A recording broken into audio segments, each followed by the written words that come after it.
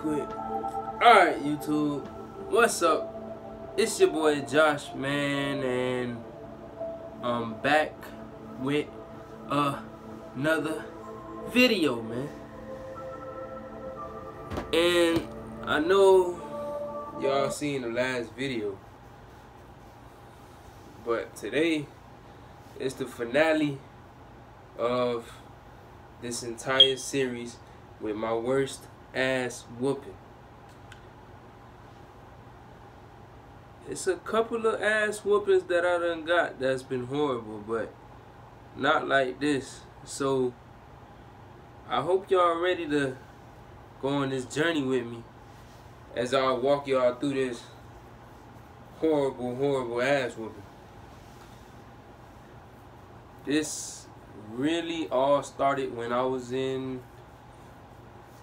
well, this one starts off when I was in 4th grade. And this is when I just moved to southern Miami, Florida.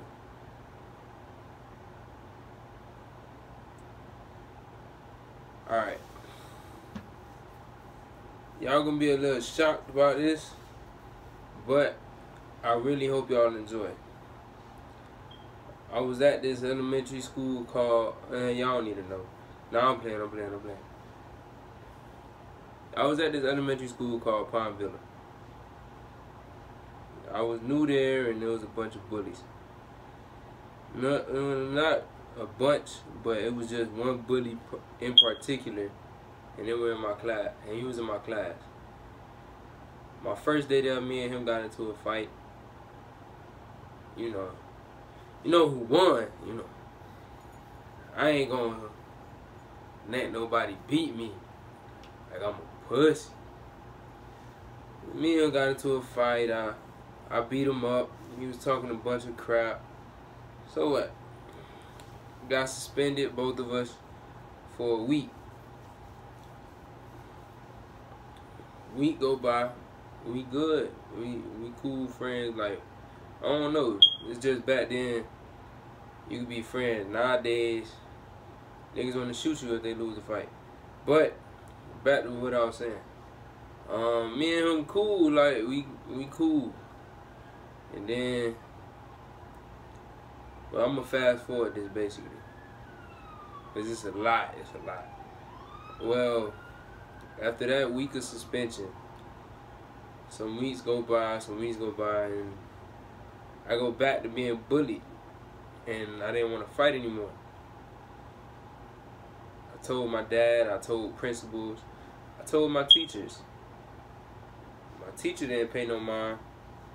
My principal, she took it as, oh, you had a fight on your first day here, so why should I even pay you any mind now? So I'm like, alright, whatever. It doesn't matter to me. It's cool. I don't care. Because ain't nobody gonna believe me either way. So me and the bully started fighting once again. Something else happened. I honestly don't feel like telling you guys this, but I feel like it's necessary because it's a big part of this whole entire ass whooping. And come to think of it, after this ass whooping, I never got a whooping before again. But yeah, so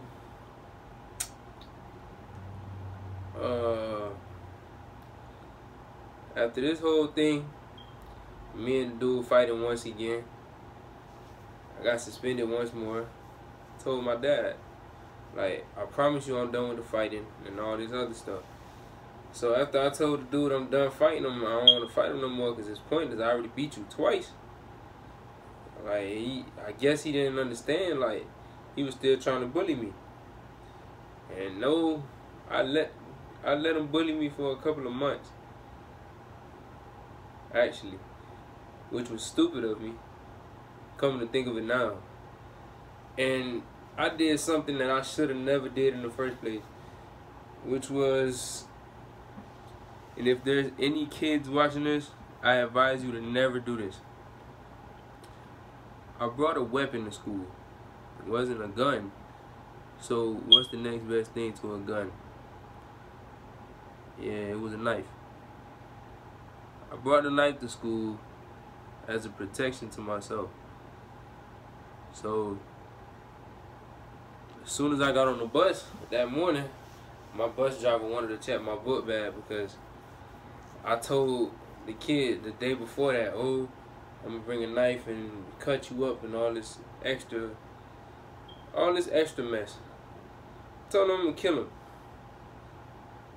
But I didn't think I was gonna do it for real or even attempt to do it because I was just upset that I promised my dad I wouldn't fight anymore and now I'm getting bullied because of that. So next day, as I told you before, my bus driver asked to look at my book bag. I told her I don't have anything repeatedly and just went to go sat in the back of the bus.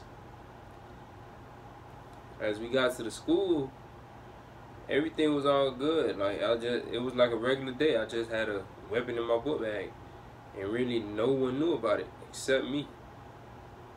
So this is the crazy part. As we're walking to class, because you know how you leave breakfast and like if you go before class, if you go like walk around the school before class, you just chill with your friends or whatever. And I was doing that, and the guy that I told that I was going, like the person I told I was gonna stab, went to go tell the principal, securities, and he was upset because he thought that he was gonna die. Like, in a way, he was basically fearing for his life, and I understand that. But I was just talking. I didn't really show any action until I found out he did it, and I actually did. I pulled out the knife on him, tried to get him, didn't work because the security was right there. So security basically tackled me to the floor. They put me in a restraint. It really had me in a full Nelson. But you know, I was restrained, and they took me to the office. They called the police right afterwards. So I'm like, damn, I'm stuck now. Like at that moment in time, I was really thinking like, damn, I'm stupid for doing this. Cause that was really dumb of me if I like coming back to think of it now. And like crazy thing was that this guy that I tried to do this to really snitched, and that's what really made me mad. And I was just really upset for no reason. I could have fought him back, and I chose not to because I promised my dad I wouldn't. But going back to me pulling out the knife on the guy, as I'm in the office, I hear the principal call the police. Principal called the police. I'm like, oh nah, she not calling the police for real. I don't really care. Da da da. I was talking in my head to myself. Then once the police got there, it was like, oh, where's the guy that had the knife or tried to fight and stab another kid? And that's when I really knew I messed up. So they still had me in a restraint. The security still had me in a restraint. And they were sitting on me.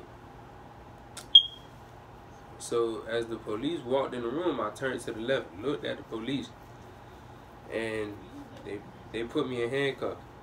So I'm thinking to myself like, dang, am I going to jail or what? I didn't know what the heck was happening.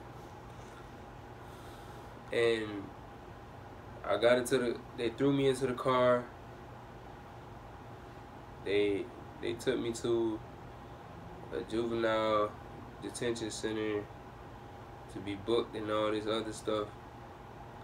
No, first they took me to the police headquarters, put me in a holding cell, all this other crap. Then they took me to a juvenile detention center. I was in the juvenile detention center for at least a week, and then they put me in a mental health institute. So, like, I'm sitting up thinking to myself, like, dang, what the heck did I do? Like, am I going to jail for life? You know, as a kid, you think real rational about what you do, like when you do something wrong.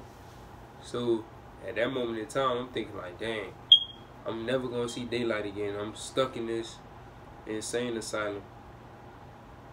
I'm with these crazy people. And I think it was my first or second day there when I seen my parents. My mom was crying, my dad was upset. And I was trying to tell them what was going on, but they didn't want to hear it. My mom said she'll make sure I'm out in about 3 to 4 days, which she did. And once I got home,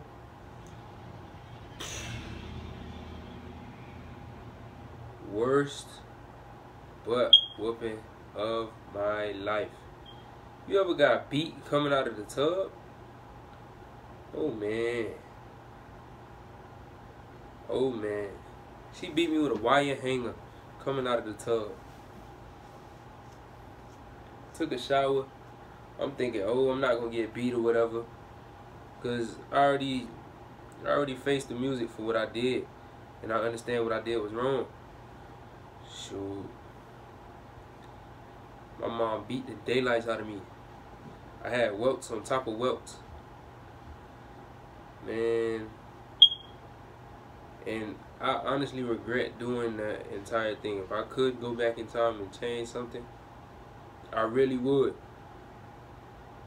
Like, even now, as I'm grown, I still think I can feel the welts on my leg and my butt, and that crap really hurt. Come to think of it. But guys, this video has come to an end, and this has been the finale of the whole thing. And I really hope you guys enjoyed this 3-part video. Comment down below, share it with family and friends, and keep running them views up, man.